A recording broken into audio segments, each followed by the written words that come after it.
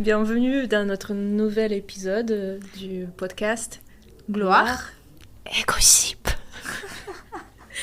Et donc aujourd'hui, on voulait parler des histoires d'amour. D'amour. Ça intéresse tout le monde, n'est-ce pas, l'amour? Horrible. Moi, j'ai que des mauvais souvenirs. Mais c'est ce qu'on veut tous dans la vie. C'est un peu la source d'inspiration. Mais c'est la source d'inspiration, ça nous pousse de créer, de faire des choses. Il y a une théorie qui dit que les hommes, genre, ils attendent l'amour de sa vie après avoir accompli tous ces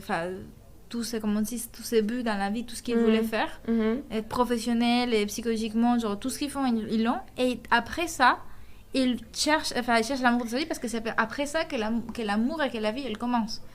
Et que les filles, c'est tout au contraire. On attend de trouver l'amour de notre vie pour que notre vie, elle commence. C'est sûr, tout à fait. Mais en même temps, là, on parle de quoi? On parle de la littérature, l'art, l'histoire. Oui. S'il n'y avait pas d'amour, on parlerait de quoi? On perd la moitié de ce qu'on a. Ouais.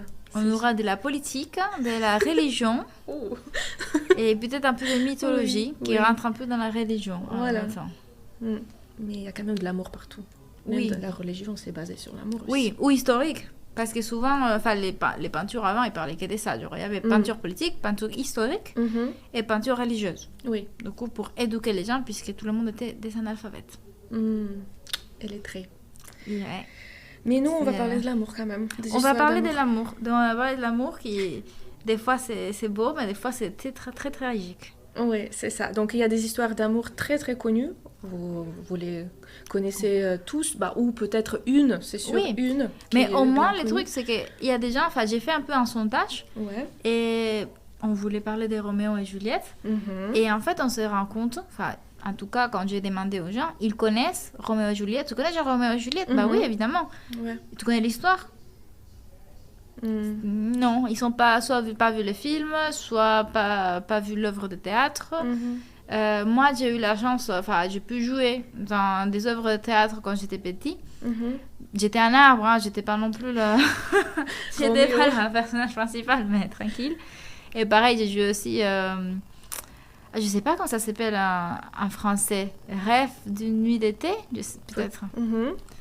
J'étais un homme. Une bonne expérience. C'est une très bonne expérience. Ça m'a permis de connaître des œuvres classiques. Donc, Roméo et Juliette. Donc, Roméo et Juliette, pas joué par moi, mais tranquille. Genre, j'étais là. J'étais pressante. Je voyais les autres faire ces délires. C'était beau. Et oui, et donc justement, c'est cool parce que Roméo et Juliette, il y a des gens qui disent « Ah, waouh, c'est une histoire d'amour fou. J'ai vu une histoire comme Roméo et Juliette. Comme ça, si c'est pas comme ça, à quoi sert la vie ?» Tu as vu une histoire comme Roméo et Juliette? Et il y a d'autres personnes qui disent justement qu'il y a un côté destructif, toxique et à fuir. Mais cette histoire, si je peux me permettre pour commencer, c'est vraiment quelque chose qui est toxique des débuts à la fin.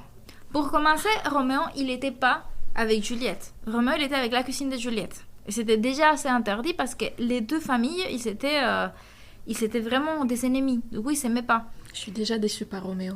Oui, mais Roméo, genre, c'est vraiment le personnage le plus décevant de tous. Il avait quel âge? Il savait, il me semble, entre 16 et 15 ans. Genre, je pense que c'était vraiment des adolescents. Ouais, même pas majeur, important. Non, c'était pas majeur. C'était pas du tout, on n'était pas là encore. Et Roméo, il était amoureux de la cousine de Juliette. Et peut-être je me trompe, peut-être je me trompe des âges, peut-être je me trompe ici, mais je vous raconte dont je me rappelle. Des gossips qu'on rappelle. Les gossips dont je me rappelle, ne me citez pas ou citez Wikipédia. Si vous voulez la vraie histoire, allez lire les livres, tout simplement. Donc, il arrive et il va rencontrer ses filles dans une des fêtes de la famille de Juliette. Sauf que dans la fête, il voit Juliette et il tombe amoureux de Juliette. Parce que, à ce qu'il paraît, il était en chagrin parce qu'on lui a dit qu'il pouvait se marier. Il ne pouvait pas se marier avec... il me semble qu'elle s'appelle Rosaline, la cousine. Ouais. Et comme il ne pouvait pas se marier avec Rosaline, il était en chagrin infini. Il était « Oh non, mais pourquoi? Mais je veux me marier. » Et du coup, il est allé la voir à cette fête et il rencontre Juliette. Mais je pense aussi parce que Rosaline l'a rejeté, donc il n'était pas vraiment... Oui, mais Rosaline, elle l'a rejeté parce que sa famille ne laissait pas marier avec elle. Mais il les rejette et du coup, il était en chagrin et il va dans cette fête pour convaincre Rosaline de se marier avec lui. Et qu'est-ce qui se passe? Il voit Juliette et il tombe amoureux de Juliette. Magnifique. Mais fou, d'un coup comme ça, comme tout le monde. T'as un chagrin d'amour, tu vois quelqu'un et tu tombes amoureux. Du coup, il tombe amoureux de Juliette. En 2 secondes. En 2 secondes. Mais Juliette, elle était promise déjà à quelqu'un qui était beaucoup plus vieux. Mais Juliette, elle ne voulait pas se marier avec cette personne. Elle avait 14 ans. Ouais, 14, voilà. Imagine, 13, 14. Moi, 13 ans. Non, mais pour vous dire, je jouais que j'étais une sirène. J'étais même pas en train de jouer la maman. J'étais vraiment en mode sirène et j'ai rêvé d'être caissier. Ah. J'avais un petit machine titi et j'ai encaissé des choses. Quel Roméo, hein. Laisse tomber, hein.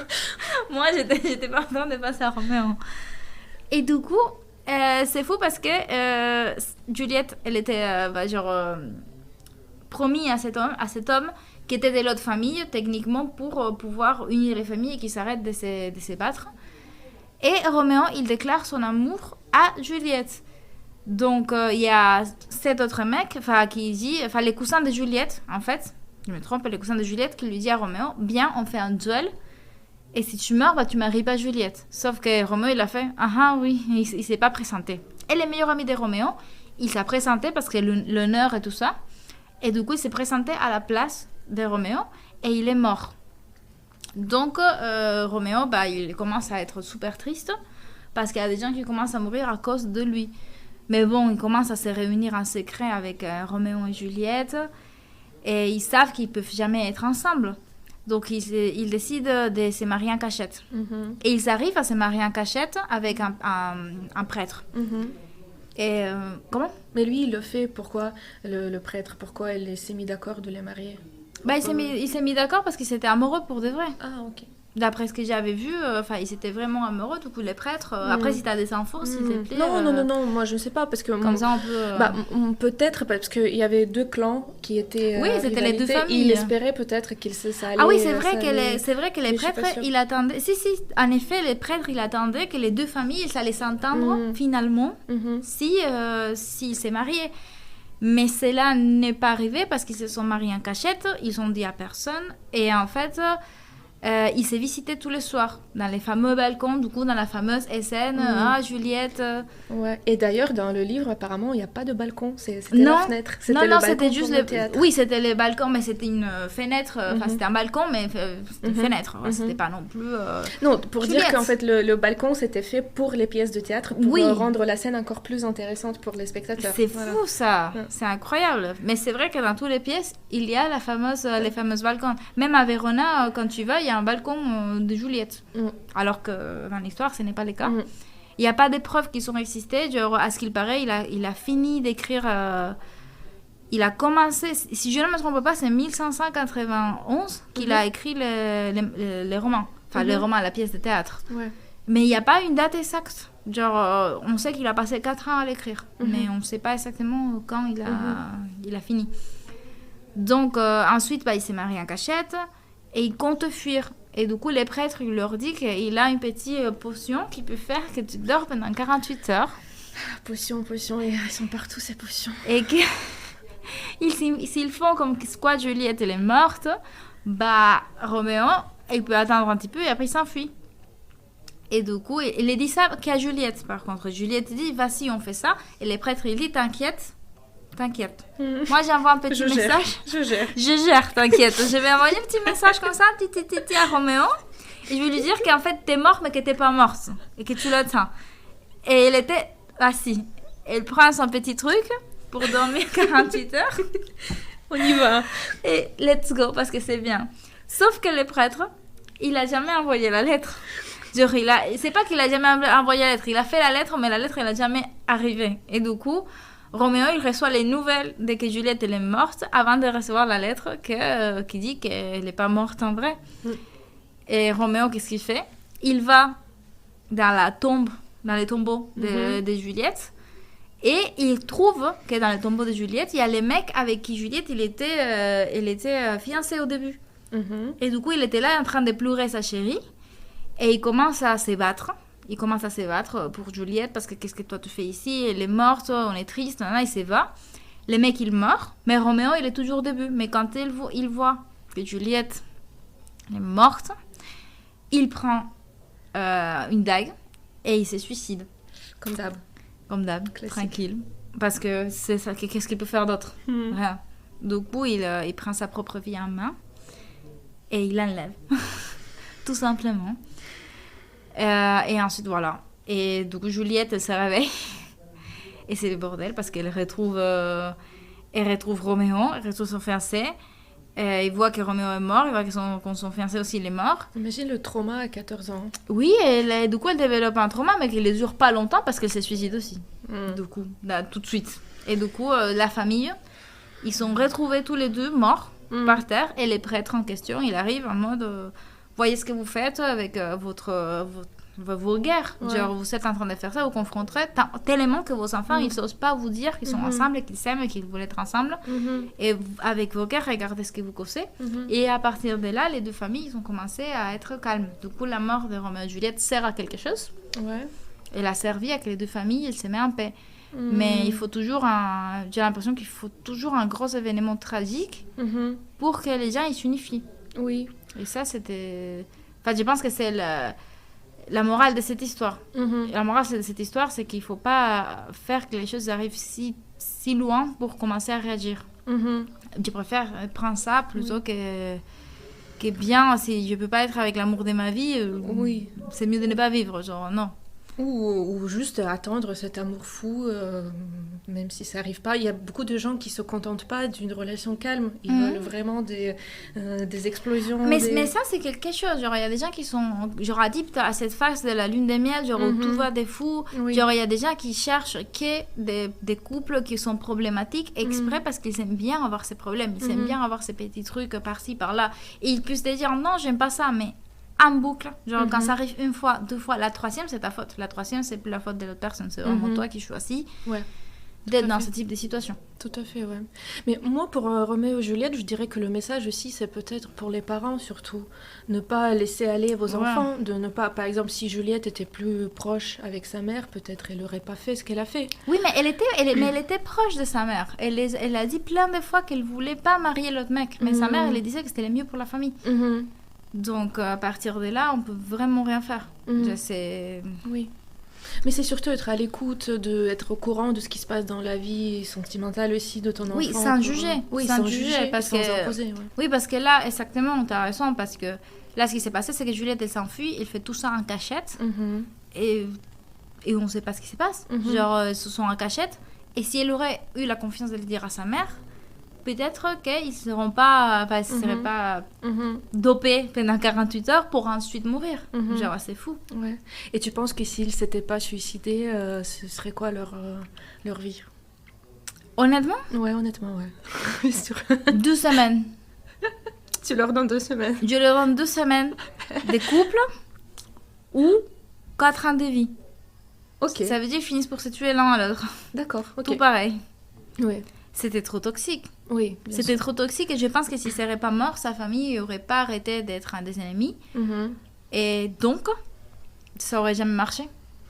Mais par exemple, si leurs parents découvrent qu'ils étaient mariés, j'imagine qu'à cette époque-là, c'était difficile de divorcer. Donc peut-être les parents auraient dit...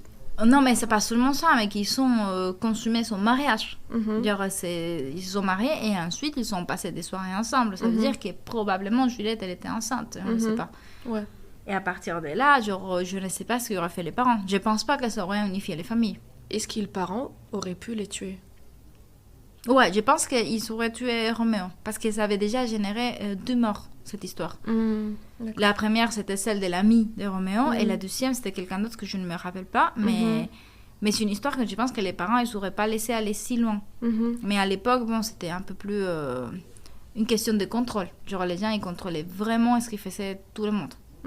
D'éléments que ta fille, tu pouvais la marier à 14 ans. Donc, c'est compliqué. Toi, t'en penses quoi? Est-ce que t'as une version de Roméo et Juliette que t'aimerais conseiller, peut-être? Une version du film Ouais, des films. Franchement, cette histoire, ça m'a jamais touchée plus que ça. Moi, j'étais jamais... moi, je suis allée voir un spectacle musical, par exemple, avec des chansons très connues. Mais j'étais pas plus emballée que ça. Je dirais pas... moi, j'ai vu un film qui m'a trop touchée. Enfin, pas touchée, mais c'est un film rigolo, c'est un film drôle. C'est pas un film dramatique. Et c'est Rosaline. Ok. Et du coup, c'est les films du point de vue de la cuisine de Juliette. Et c'est trop drôle. Intéressant, ouais. C'est vachement drôle de voir comment elle est en mode... genre... Et moi donc, genre... Et du coup, comment elle a aidé à participer dans toute cette histoire. Et c'est super drôle à voir. Ok. Je conseille 100% ce film. Il m'a fait tellement rire pendant... Enfin, j'ai vu il y a longtemps quand il est sorti. Je pense qu'elle est sur Netflix, si je ne me trompe pas. Mais c'est vrai que l'histoire de Roméo et Juliette, ce n'est pas une histoire qui inspire. Non. C'est pas une histoire qui inspire et c'est pas une histoire que moi je chercherais en ligne. Enfin, viens, je veux regarder cette histoire plein de fois, voir ce qui se passe. C'est pas le type d'histoire que je chercherais. Est-ce qu'il y aurait des dragons? Je chercherais, oui. Mais il y en a pas. Ouais. Il y aurait de la magie? Je chercherais. Mais il y en a pas. Tu sais, il y a une autre histoire d'amour qui était inspirée. En fait, c'est la source de Roméo et Juliette. Ah bon? Laquelle? Une source. C'est une légende médiévale qui s'appelle Tristan et Isolde. Ok. Et là, c'était 16e siècle, la fin du 16e siècle, Roméo et Juliette. Ouais. Et Tristan et Isolde, c'est 12e siècle. Donc, waouh, c'est bien avant, quoi. Et pareil, c'est une histoire tragique qui finit mal, comme la plupart des histoires de l'époque. C'est une histoire qui se déroule en Écosse et en Irlande, et les personnages principaux, comme on peut deviner dans le titre, c'est Tristan, c'est un chevalier, et Isolde, une princesse. Oh, Tristan, j'adore ce prénom. Tristan. Ça vient, c'est tristesse en fait, ça veut dire tristesse, parce qu'il était né dans la tristesse. Sa mère était morte pendant l'accouchement, donc... J'ai changé un peu d'avis. Je peux pas mettre Tristan, enfin, j'aimerais bien mettre Tristan. Triste. C'est triste. Non. Du coup, non. L'histoire est triste aussi, pour le coup, parce que je vais faire un petit résumé, c'est assez rapidos. Donc, Tristan, un chevalier très loyal, il bosse avec le roi Marc. Okay. Et le roi Marc l'envoie à faire des missions par-ci par-là, donc il bouge tout le temps.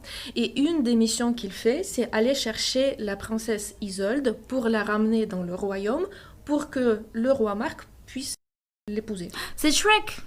Oui. Incroyable. C'est ça. Oh, mon cerveau. Tout. Mais après, l'histoire, après c'est pas la même suite en fait. Okay. Donc il fait ça, il la retrouve, il trouve Isolde ou Fionn. Ça dépend, voilà. Et il la ramène au royaume, mais le problème que pendant leur voyage de retour, il y a pareil une potion, un filtre d'amour qui était destiné pour le roi et Isolde pour leur première nuit. Ok. C'est beau de se marier avec une belle princesse, mais il faut quand même que ce soit réciproque. Oui, quelqu'un t'aime. Il y avait un filtre d'amour et la servante, elle file ce filtre d'amour par hasard, c'était pas intentionnel. Si les filtres d'amour, ils existeraient à notre époque, est-ce que ça devrait être légal ou pas? Bonne question, je pense que oui. Je pense que oui, mais avec l'aide de... Il y a que les psychologues qui peuvent le donner. À mode un couple, par exemple, qui s'aime plus, mais qui s'aimerait réessayer, il peut donner un petit filtre d'amour. Mais après... mais qui veut rester ensemble, évidemment. Pas... Parce que imagine quel désastre il ferait les ados avec ça. Moi, je pense que s'ils veulent rester ensemble, ils vont rester ensemble. Il faut pas de l'aide... Mais dans quel contexte on utiliserait les filtres d'amour, alors? Dans des contextes toxiques. D'amour propre, peut-être. Filtre d'amour propre. Ouais. Adieu. Je veux plus être avec toi. Ouais, bon. Peut-être, ouais, pour des raisons. Mais dans tous les cas, ils ont bu cet élixir, ce filtre, et évidemment, ils sont tombés amoureux. On sait les contextes de pourquoi ils ont bu ces filtres? Par hasard. Ils savaient pas que c'était un filtre d'amour. Ils jouaient aux échecs, et il y avait quelqu'un lui a posé un truc, donc ils ont bu. Finito. Ils savaient pas que... Voilà, c'était pas exprès. Okay. C'était pas exprès, donc il y a déjà un red flag, c'était l'amour non choisi. Ouais. C'est pas parce que t'as voulu être avec cette personne, ils avaient zéro attirance dès le début, mais boum, filtre. Let's go. L'amour. L'amour fou. Et donc, mais Tristan, malgré tout, parce qu'il est loyal, il ramène Isolde au Bien roi. Sûr. Le roi et Isolde se marient, quand même. Et Tristan et Isolde se voient en cachette, parce que leur amour est irrésistible. Ils peuvent rien faire. Waouh, c'est inévitable. Donc, red flag numéro 2, c'est la tromperie. Tu vas pas tromper. Voilà, ils font ça en cachette. Après, il y a la découverte. Tout le monde découvre qu'ils sont ensemble. Ça finit mal. Est-ce que ça finit mal que pour Isolde ou ça finit aussi mal pour Tristan? Devine. J'adore. C'est toujours comme ça. Bah, la même histoire. Tristan va se battre dans une des batailles. Il est blessé mortellement. Isolde vient trop tard. Il est déjà mort. Et donc, elle est trop triste et elle boit et elle se suicide de chagrin. Non. Voilà. Donc, l'amour non choisi, mais reste. Ils sont séparés par la mort, mais leur amour reste éternel. Waouh. C'est beau, n'est-ce pas? Et qu'est-ce qui s'est passé avec Tristan? Bah, il est mort parce que il est mort avait des la chagrins, blessure. c'est ça? Non, lui, il avait la blessure, il était blessé à la guerre. Et Ah, mais il n'a Isolde, pas survécu. il n'a pas survécu. Ah. Donc, il était déjà blessé, donc il appelle Isolde pour lui faire coucou. Elle arrive trop tard, boum, suicide. Elle se suicide. Voilà. Mais waouh, mais enfin, les deux. Mm. Si quelqu'un, pour moi, un red flag énorme, si quelqu'un me dit je peux pas vivre sans toi, Ah ouais. comme ça. Ouais. Moi, je peux vivre sans toi. Je peux Mhm. vivre sans n'importe qui. Mhm. Genre, comme ça, tu Oui. peux pas vivre sans moi. Moi, donc, c'est quoi? Là, moi, je peux vivre seule. Moi, je vais très Oui. bien. Sans toi, ça passe. Mais je préfère être avec toi. Oui, c'est un choix. Non, c'est Oui. pas que j'aime pas la personne. C'est un mode. C'est un choix. J'ai Mhm. choisi d'être avec toi. Oui. Mais c'est pas que je ne peux pas vivre sans toi parce Mhm. que ça met aussi un poids chez quelqu'un d'autre. Si quelqu'un Mhm. me dit je ne peux pas vivre sans toi, Mhm. je suis dans une prison parce que ça veut dire que si je m'en vais, cette personne, Mhm. elle peut pas vivre sans moi. Oui. Et ça, c'est chaud. Oui. Ça, c'est pas ouf. Mais tu sais, si tu penses à ça, en fait, toutes les œuvres de littérature, même les chansons, il y a Ouf, que les chansons, des c'est trucs pire. extrêmes. Tu prends n'importe quel livre, n'importe quelle histoire, c'est souvent très poussé, en fait. C'est pas un truc normal. C'est vrai que des fois... Mais après, j'ai l'impression qu'il n'y a pas tout qui est comme ça. Mais après, c'est vrai qu'en parlant... Souvent. ouais, bah, La Petite Sirène, comme on avait parlé avant par rapport au film Disney, c'est un peu sauvage, on va dire. Mhm. Genre, c'est fou. Genre, on le voit même dans Tarzan. Mhm. Quand Jane, elle décide de laisser tout pour venir vivre avec les singes. Mhm. On est vraiment bête, hein. Mhm. Mon Dieu, j'ai Oui. honte. Mais le problème, que c'est romantisé. C'est présenté Mais comme si- c'est romantisé, mais je me rends compte parce que j'ai eu des gens dans ma vie, pas que je suis sortie avec, mais qui m'ont parlé et qui m'ont dit qu'ils aimeraient être avec une fille qui les suive partout. En mode, si cette personne elle veut partir à vivre à Thaïlande, bah, que cette fille elle laisse tout et qu'il aille vivre à Thaïlande. Pour moi, ça me semble fou. Mm. Ça me semble fou quand même parce que, genre, si j'ai une opportunité de travail où on va me payer beaucoup et que je dois partir 3 mois, Mhm. je ne me vois pas demander à mon copain de quitter sa vie pour qu'il vienne Après, avec moi. si ton copain veut quitter sa vie, pourquoi pas? Mais il faut Oui, qu'il oui, paye les non, mais- conséquences aussi. Bien sûr. Si mais jamais ça se passe pas bien, Exactement. Mais genre, là, à chaque fois que je vois un film ou quelque chose, c'est toujours la fille qui sacrifie sa vie et on attend que la fille, elle sacrifie sa vie. Et quand elle dit non, je ne veux pas sacrifier ma vie, elle est méchante. Mm. Et pour tout, genre, soit pour ça, soit pour être mère, Mhm. tout. Genre, elle doit sacrifier sa vie et tout ce qu'elle est, tant que personne, pour Mhm. les personnages principaux. Mhm. Et même quand elle est le personnage principal, elle se retrouve toujours dans des situations où elle doit sacrifier ses propres envies Mhm. face aux envies des autres. Mhm. Et ça, c'est dur parce que dans toute cette histoire, on ne sait même pas si Juliette, elle voulait trahir Roméo, mais Bah peut-être, mais elle avait 14 ans. Elle savait pas ce qui c'est Oui, l'amour, voilà, on sait pas. C'était vraiment infatuation. oui, C'est- mais c'est fou que Isolde, dans ces cas-là, enfin, il a vu que Tristan, il était vexé, Tristan, il va mourir, bah alors qu'est-ce que je vais faire avec ma vie? Rien, j'ai Oui. rien d'autre. Oui. C'est juste la mort infinie, quoi. Ouais, Et ça, c'est quelque chose de particulier. tout à fait. Waouh. Donc, à éviter cette chose de particulier. À éviter. Ne vous inspirez pas des œuvres comme ça. Non, et honnêtement, ça parle pas seulement de... Enfin, c'est vraiment tragique qu'ils se sont enlevés sa propre vie, mais j'ai l'impression que ça parle aussi de... Si t'es plus avec une personne, t'as le droit de vivre ta vie. T'as le droit de pas Oui. renoncer à tout ce que t'as construit, à tout ce que tu veux faire pour cette personne. Genre, si t'as envie de regarder la télé au lieu de faire la vaisselle, bah regarde la télé au lieu de faire la vaisselle. La vaisselle, on peut la faire plus tard. Genre, c'est pas... il faut pas renoncer à sa vie pour quelqu'un d'autre, pour que quelqu'un d'autre puisse vivre Oui. ou mourir aussi, parce Oui. que dans ces cas-là, il y a les deux qui sont morts. Parce qu'il y a des gens qui pensent que c'est ça l'amour, quand tu peux tout donner, tu peux sacrifier à 100% et t'oublier complètement pour l'autre. Mais, Oui, techniquement, à aimer, c'est ça, c'est donner la vie pour quelqu'un d'autre et pas justement mourir pour la personne, mais donner ta vie pour de vrai. Mais si l'autre est prêt de le faire pour toi aussi. Donc mais c'est ça les trucs. Je trouve que si il y a un sacrifice dans l'amour, c'est sûr, parce que personne aime trouver des chaussettes dans son côté du lit qui sont pas à toi. Genre, c'est normal. Genre, il y a des trucs quand tu vis avec quelqu'un qui, évidemment, sont pas faciles.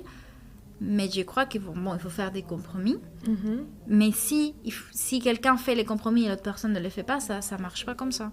Je pense qu'il y a les deux côtés de la relation qui doit investir tout pour que ça marche. Parce que s'il y a un seul qui investit et qui sacrifie sa vie pour l'autre, ça va pas marcher. Il y en a un qui va toujours être malheureux. Tout à fait, ouais. Sur ce, envoyez-nous les idées d'autres amours qui sont pas forcément toxiques, mais des histoires intéressantes dont on peut parler. Des histoires intéressantes dont on peut parler. Genre, on avait déjà lu aussi... comment ça s'appelle en français ? Orgueil et préjugés. Ah oui. Et il est excellente. Belle histoire d'amour. Oui. Jane Eyre aussi. Oui. Il y a pas mal. Anna Karenina. Ah mon Dieu, non, mais fais pas commencer avec celle-là.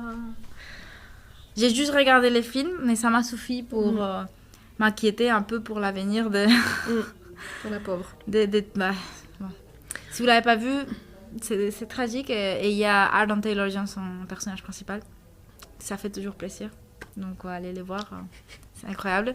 Et oui, comme dit Sacha, s'il vous plaît, laissez-nous des conseils. Conseillez-nous des films et des livres qu'on peut regarder pour voir plus d'amour toxique et tragique. Oui, ou même très belles histoires d'amour aussi, pourquoi pas. Ou s'il y en a. On va voir les deux, s'il y en a, si ça existe. S'il y a un seul histoire d'amour où personne souffre, je ne sais pas. En Russie, on dit la vie, ça sert pour la souffrance. Donc c'est pour ça t'es né, pour souffrir. Et à travers des souffrances, tu peux aller vers le bonheur. C'est très russe. Je ne sais pas si je veux souffrir. Je ne suis pas sûre de vouloir souffrir trop. Mais si tu veux le bonheur, il faudra... Tu veux le bonheur, tu veux être heureuse. Je veux être heureuse, mais je veux dormir aussi. L'un n'empêche pas l'autre. Oh my god. Est-ce que l'un n'empêche pas l'autre ?